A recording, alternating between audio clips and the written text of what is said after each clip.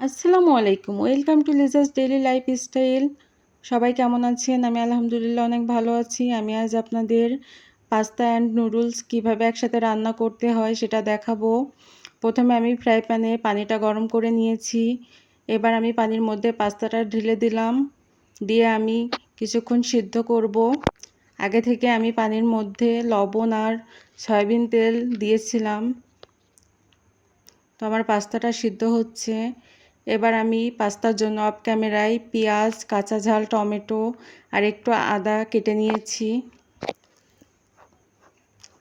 আমার পাস্তাটা প্রায় সিদ্ধ হয়ে গেছে। এখন আমি পাস্তার মধ্যে নুডলস দিয়ে দিলাম। নুডলসটা একটু পরে দিতে হবে কারণ পাস্তাটা সিদ্ধ হতে টাইম লাগে।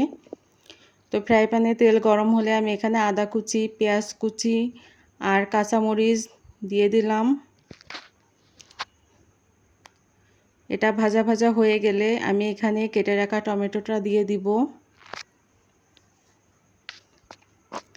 এবার আমি টমেটোর সাথে কাঁচা ঝাল, পেঁয়াজ, আদাটা কিছুক্ষণ ভেজে নিব। এখানে এবার আমি একটি ডিম দিয়ে দিব।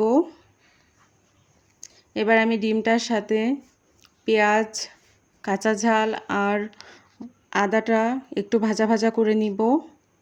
আমার ভাজা ভাজা করা হয়ে গেছে। এখন আমি সিদ্ধ করে রাখা নুডলস অ্যান্ড পাস্তাটা ঢেলে দিলাম। এবার আমি কিছুক্ষণ নাড়াচাড়া করব। এখানে এবার আমি নুডলসের মশলা দিয়ে দিলাম, একটু সয়া সস দিয়ে দিলাম। এই যে আমার নুডলস অ্যান্ড পাস্তাটা প্রায় রেডি। তো আমার ভিডিওটা, আমার রেসিপিটা যদি ভালো লাগে তো সবাই লাইক, কমেন্ট, শেয়ার করবেন আর আমার পাশে থাকবেন। আসসালামু আলাইকুম।